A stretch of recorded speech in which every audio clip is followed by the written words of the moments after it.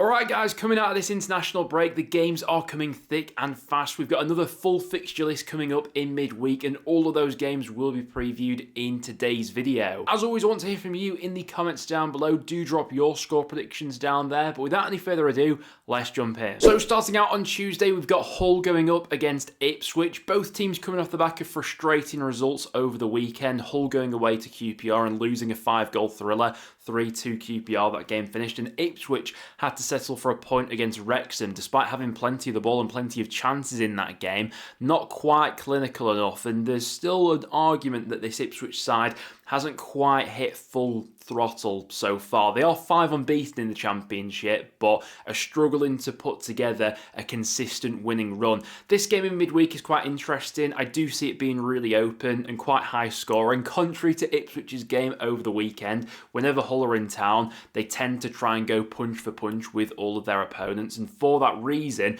I think we could be in for quite an entertaining game here.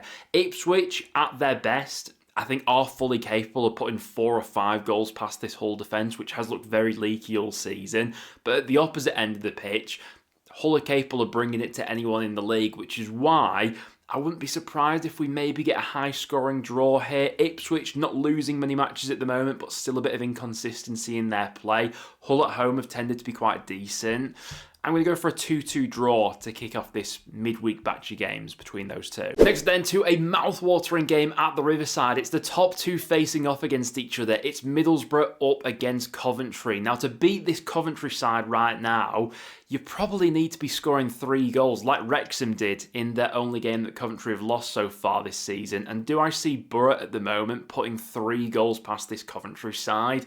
I'm not sure I do. It's an interesting matchup because in recent years, Coventry have definitely had Middlesbrough's number. They've won their last 5 head-to-head meetings with Borough. And I think it's only natural that with Middlesbrough over these next few weeks, we probably are going to see a little bit of inconsistency. Obviously, with the managerial change, I know initially when Rob Edwards went out just before the international break, they got that bounce against Birmingham, but bit of a frustrating performance and result over the weekend away at Oxford, where Borough had plenty of the ball but couldn't really carve out that many clear-cut opportunities. And playing this Coventry squad, who are currently averaging 2.7 goals per game, it's tough to look past them at the moment. To be fair, I do think there is something with Middlesbrough where they're capable of raising their game to the opponents they play, but on the flip side of that, I think sometimes Borough can also be dragged down to the level of the opposition when they're playing a bit of an inferior team. And for that reason, I do think Borough will make this one really competitive and tough for Coventry, because the Riverside's not been an easy place to go to so far this season. Draw here wouldn't surprise me. I just can't look past Coventry. Score prediction, I'm going to go 2-1 Cov on the road in that game. And then what a massive game we've got coming up at Carroll Road. It's Norwich against Oxford, and the implications on this game around the bottom of the Championship are absolutely huge. Is it too early in the season to say that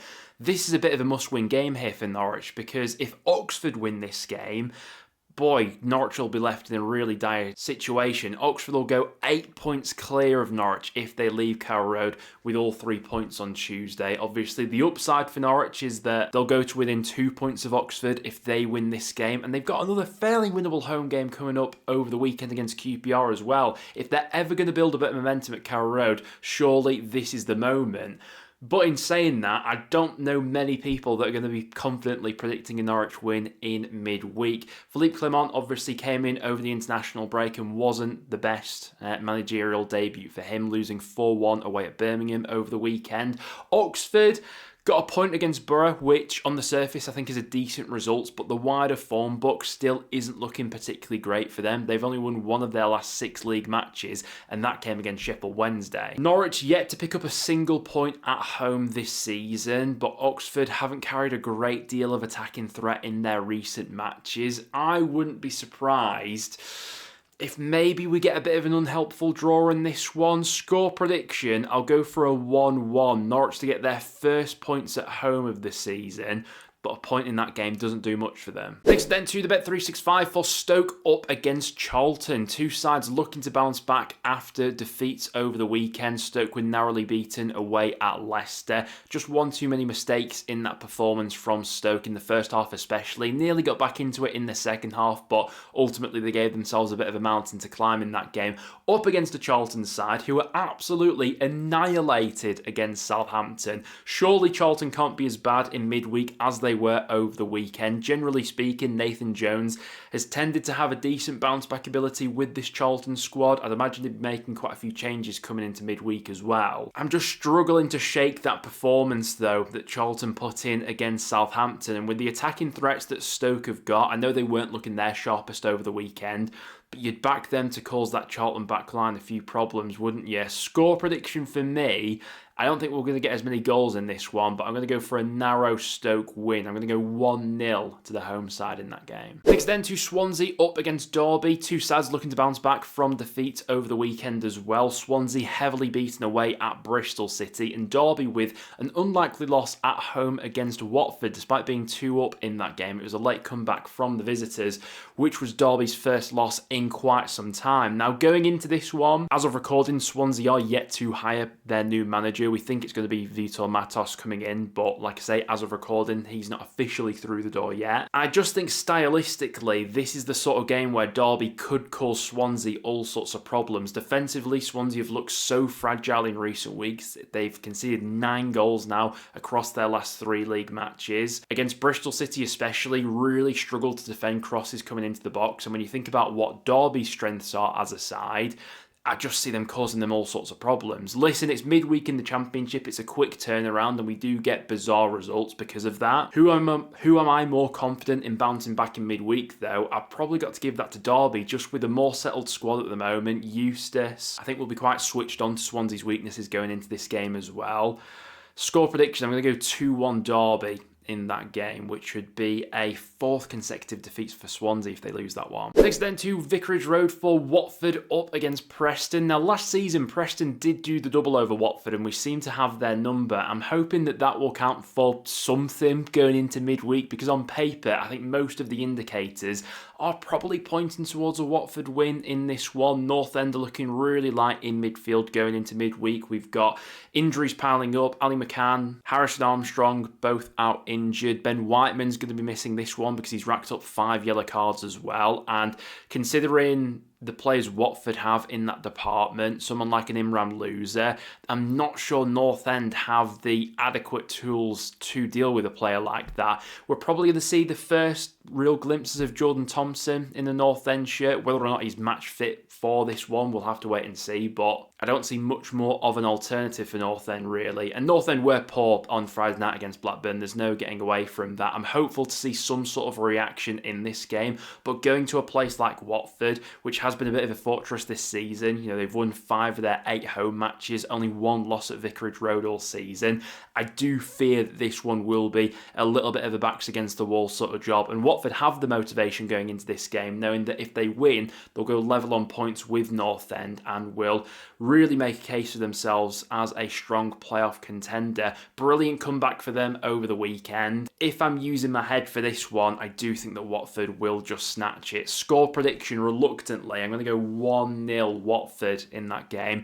Fingers crossed I'm proven wrong. Next then to St Mary's for Leicester up against Southampton. Really interesting matchup this one, particularly because it's come at this point of the season where both sides have found a little bit of form in recent weeks. Leicester have won back-to-back matches. Southampton made it 3 wins on the bounce, with arguably the best we've seen any Championship side play so far this season. That first half performance from Southampton against Charlton was absolutely scintillating. Put 5 goals past them. They could have scored even more than that had they not put their foot on the handbrake in the second half, and I'd fancy this one to be quite a good game of football, with both teams having a bit more confidence because of recent results. Leicester got a big win last time out at home against Stoke, some really well taken goals in that game from Daka and Mavididi. I do think going off recent performances, we've probably seen a little bit more attacking guile and creativity from Southampton than we have Leicester.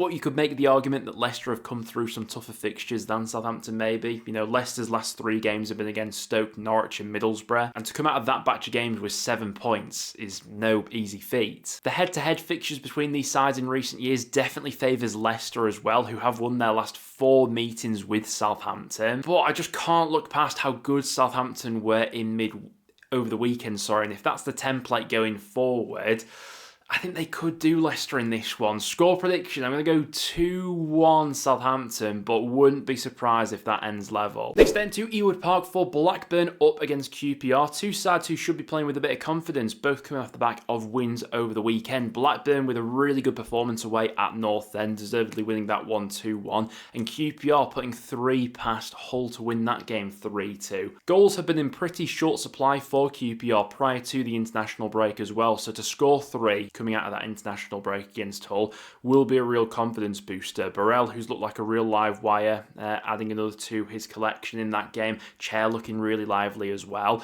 But you've also got to take into consideration the threats that Blackburn will bring into this game. Despite working with a pretty depleted squad at the moment, Ishmael really is getting a tune out of this squad, who have now won 3 of their last 4. Away form, especially for Blackburn, has been really strong lately. It's now just a question of whether they can get that bit more consistency in their play at Ewood Park. One thing I thought watching Blackburn in the flesh on Friday night against North End was just how effective they were from set-piece situations. Obviously, they won that game by scoring from 2 set pieces, but could have scored from more. Their corners were absolutely on the money. And a bit of a vulnerability within that QPR back line this season has been defending set-piece situations. So far this season, 28% of the goals that QPR have conceded have come from set pieces. So wouldn't be surprised if maybe that's the avenue that this game's won for Blackburn again, but they have tended to slip up every once in a while at Ewood Park, which makes me think that maybe there is something in this game for QPR. Oh, honestly, I feel like this one screams of a 2-1 either way. I will just side with Blackburn because I think I've wrote them off quite a bit in my predictions recently, so I'll go 2-1 Blackburn in that game, but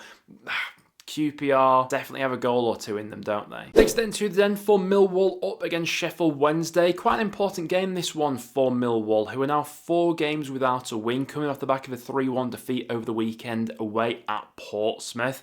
They'll be without Joe Bryan for this one after his red card, but Jake Cooper will be back in contention after his suspension was up. Despite all the plates that Alex Neil's juggling right now with injuries and stuff like that, you would still fancy Millwall as the favourites for this one. They're going up against a Sheffield Wednesday squad winless in their last 10 championship matches and coming off the back of a pretty limp performance in the Steel City derby. Expect a bit more from Sheff Wednesday in that game, I have to say. I know obviously all the constraints that club is working with at the moment, but even in saying that, Sheff United made quite light work of them in the end, which was disappointing. These quick turnarounds won't help Wednesday as well with how thin their squad is. Millwall aren't playing with an abundance of confidence. I think they'll just about get the job done here though. Score prediction, I'm going to go 1-0 Millwall in that game. After that, to Bramall Lane for Sheffield United up against Portsmouth. Now, this is a chance for Sheffield United to try and build a little bit of consistency. It's back-to-back clean sheets for the first time this season.